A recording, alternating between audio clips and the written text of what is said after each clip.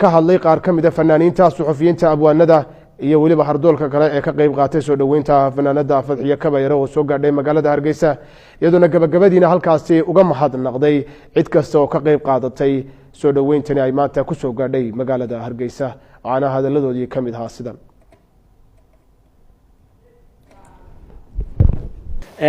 Farxiya ere kala ormay waxaan ku leeyahay soo dhawow fanaaniintaadii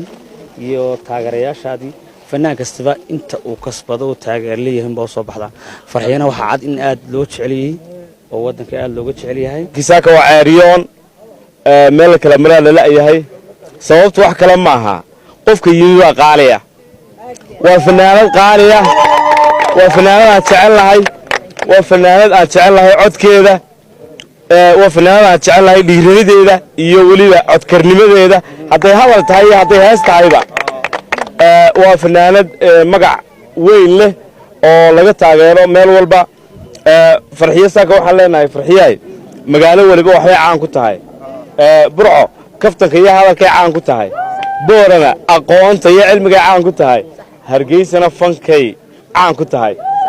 waxa tii magaalo faneed maanta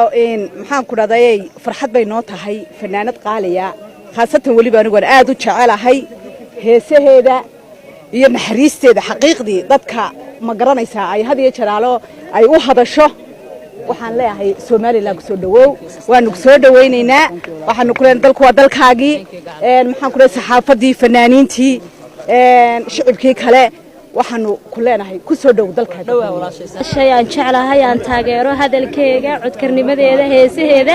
inaan ku soo dhaweeyo madaarka Hargeysa waxaan leeyahay walaal Hargeysa ku soo dhawow insha Allah inaan burcan ku wadi doono hadii kullay magaalada qabow iyo xilligan la soo kicino intiina soo qof soo baxday hadii ay galab ama duhur ku soo beegmi lahaydna waxaan u maleynaa ciid inay dhaqaaqi lahayd walaasha Farxiya soo dhawow baan leeyahay iyo Eglan Saalax oo mataantayda iyo garabkayga joogtay iyadana soo dhawow baan leeyahay wax yar ka soo horeysay soo dhawow maanta qofkaan si badan ma jiro waxa isugu yimaaday saxaafadii oo wada dhan wariyayaashii abwaaniintii iyo inta de taageerto fanka oo dhan maanta airportkani wada taagihiin aniyo mataantayda sagal Mustafa Xasan Nuur aniguna habeen baan ka soo horeeyay waxaan lahaa bal Farxiya madaarkiis ku sii taagay marka waxaan ku leeyahay mar kale soo dhawow magaalada Hargeysa fankii hooyga iyo murtida iyo madadaalada intaba maanta isumaantigeennani waxa weeyaan quruxda badani Farxiyeen soo dhaweeyna sideen caanka ku ahayn reer Soomaaliland anigu welcome to Hargeysa ku oran maayo welcome to Somaliland doona ku sugan airportkan iyo soo dhaweynta balaaran soo dhaweeyna fanaanadeena inaan jecel waxa laga garanayaa shantii baan joognay madaarka sidaas uma waxaanaysa sheekadu marar badan oo kala soo noqonayna walaashay faraxsanahay waxa way safaradu iskuma jiraan safarkan waa iga duwan yahay safarada kale aan adduunka aadi jiray waxaan joogaa Somaliland gaar ahaan waxaan joogaa caasimadda Hargeysa hamigaygu wuxuu ahaa inaan imaado ilaahay maanta suuro galiyay waxaan dhammaan u mahad celinayaa fanaaniintayda abwaaniinta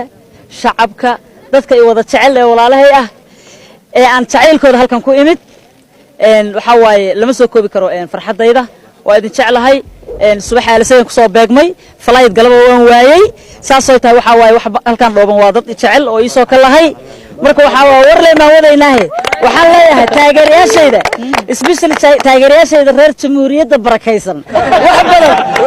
wax badan waxay tireenaa Farxiyada afgabaadsiga iska daawaan imaanaya beenta weeyna meedan imaanayn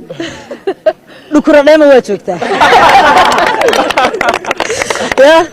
kabta xaaji in the house